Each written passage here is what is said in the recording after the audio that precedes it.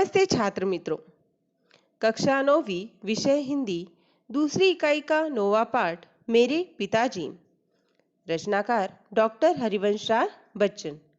छात्र मित्रों, हमने इस पाठ का पहला भाग बनाया है जिसमें हमने लेखक के पिताजी कहाँ काम करते थे, उनका स्वभाव, उनका रहन सहन, इसके बारे में जानकारी हासिल की थी। आगे देखिए। मेरे पिता का दैनिक जीवन प्राय एक ढर्रे पर चलने वाला नियमबद्ध और नैमित्तिक था। ढर्रे पर चलने वाला यानी कि एक रीत पर चलने वाला, नियमबद्ध और नैमित्तिक था।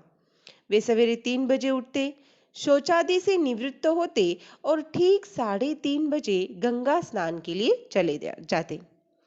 देखिए कितने बजे उठते थे, सवेरे 3 बजे, और 3:30 बजे गंगा स्नान के लिए भी निकल जाते थे। गंगा नदी पर वह स्नान करने के लिए जाते थे। पैदल आते। गंगा जी घर से 3-4 मील के फासले पर होगी। वे ठीक 6:30 बजे नहाकर लौटते। साथ में एक सुराही गंगा जल भी लाते और पूजा पर बैठ जाते। पूजा के लिए जीने के नीचे एक छोटी सी कोठरी थी। बगल की दीवार में एक अलमारी थी। उस पर एक बस्ते में बंदी 2 पुस्तकें रखी रहती, एक रामचरितमानस और दूसरी गीता। पूजा की कोठरी में कोई मूर्ति न थी। दीवार से राम, कृष्ण, शिव, गणेश, हनुमान, सरस्वती, लक्ष्मी, दुर्गा की शीशे जड़ी छोटी छोटी तस्वीरें लटकी थी। देखिए, उनका एक छोटा सा पूजा घर था जो कि उन्होंने जीने के नीचे वहां पर बनाया हुआ था। पिताजी को बहुत झुककर उस कोठरी में जाना होता और अब वे उसमें बैठ जाते तो बस इतनी ही जगह बचती कि सामने रेहल रखकर उस पर पोथियां खोली जा सके। रेहल जो एक गीता वगैरह धर्म ग्रंथ रखकर पढ़ने के लिए होता है। वे मानस का नवाहिक पाठ करते, यानी प्रतिदिन इतना कि 9 दिन में पूरी रामायण समाप्त हो जाए।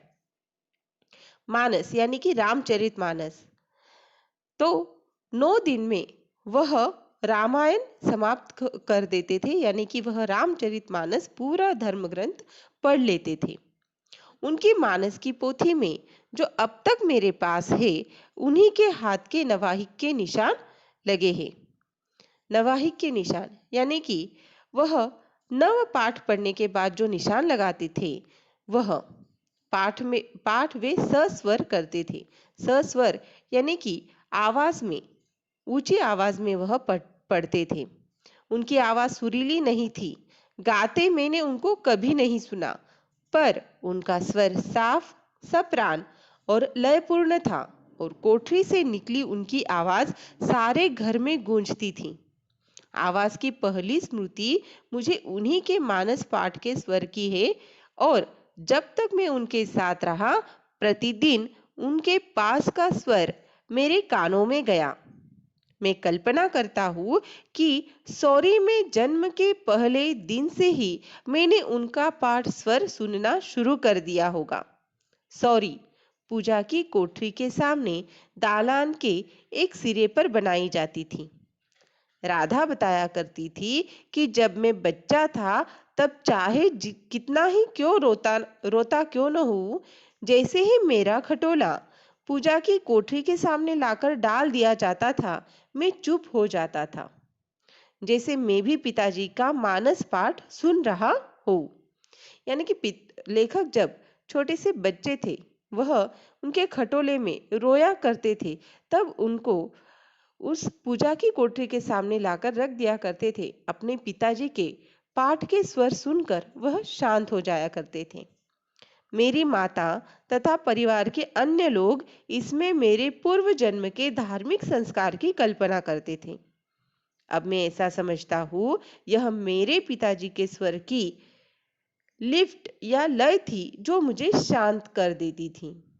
इतना मैं जरूर मानता हूँ कि इन श्रवण संस्कारों ने उस समय अद्भुत रूप से मेरी सहायता की होगी जब मैं गीता को जन गीता का रूप दे रहा था, अवधी भाषा में, मानस की शैली में। लेखक जब बड़े हुए, उन्होंने लेखन कार्य शुरू किया, वह लेखक बने, तो उन्होंने भगवत गीता को जन गीता का रूप दिया, अवधी भाषा में दिया और मानस रामचरितमानस की शैली में भी दिया। तो इसीलिए वह कहते हैं कि यह असर उनके श्रवण संस्कारों का होगा। श्रवण संस्कार यानी कि जो बच्चे जब थे वह, तब से वह जब जो कुछ भी सुनते आ रहे थे वह संस्कार। अज्ञात अज्ञात रूप से मेरे अवचेतन और ज्ञात रूप से मेरे चेतन की शीरा शीरा मानस की ध्वनियों से भीगी हुई थी। यानी कि अज्ञात और ज्ञात दोनों रूपों में जो लेखक हैं, उनकी अवचेतन और चेतन की शीरा शीरा यानी कि हर एक नस में, धमनी में जैसे रामचरितमानस के ध्वनियां, स्वर भीगे हुए थे। पिताजी मौन रहकर गीता पढ़ते थे, शायद चिंतन करने की दृष्टि से। मानस में वे बहा करते थे। देखिए, जब वह गीता पढ़ते थे, मौन रहकर पढ़ते थे, लेकिन रामचरितमानस में वह बहा करते थे, यानी कि सस्वर पढ़ा करते थे। संस्कृत का उन्हें साधारण ज्ञान था। मानस में आए संस्कृत अंशों को वे शुद्धता और सुस्पष्टता से पढ़ते थे, पर संस्कृत से वह उच्चारण सुख अनुभव न करते थे जो अवधि से। कविता सस्वर पढ़ने का मुझे भी शौक है। ब्रज और अवधि की कविता मैं घंटों पढ़ सकता हूँ। छात्र मित्रों, यहाँ पर कई सारी भाषाओं के नाम लिए गए हैं, जैसे संस्कृत, अवधि, ब्रज। मानस का तो सस्वर अखंड पाठ मैंने कई बार किया है, पर मानस की बात ही और है। खड़ी बोली की कविता मैं घंटे भर भी पढ़ूं तो मेरी जीभ ऐंठने लगती है। उर्दू के साथ यह बात नहीं है। खड़ी बोली कविता ने कहते हुए खेद होता है, मानस की सूक्ष्म शिराओं को अभी कम ही छुआ है। वह जीवन से उठी हुई कम लगती है, कोश से उतरी हुई अधिक। कोश यानी शब्दकोश से उतरी हुई अधिक। कारणों पर यहाँ न जाऊंगा। यानी कि यहाँ पर उन्होंने अपने जो विचार रखे हैं, उसके कारण नहीं बताए हैं। हर एक के अपने विचार होते हैं, तो यहाँ पर लेखक ने अपने विचारों को रखा हुआ है। छात्र मित्रों, यहाँ तक हमने पाठ का दूसरा भाग देखा।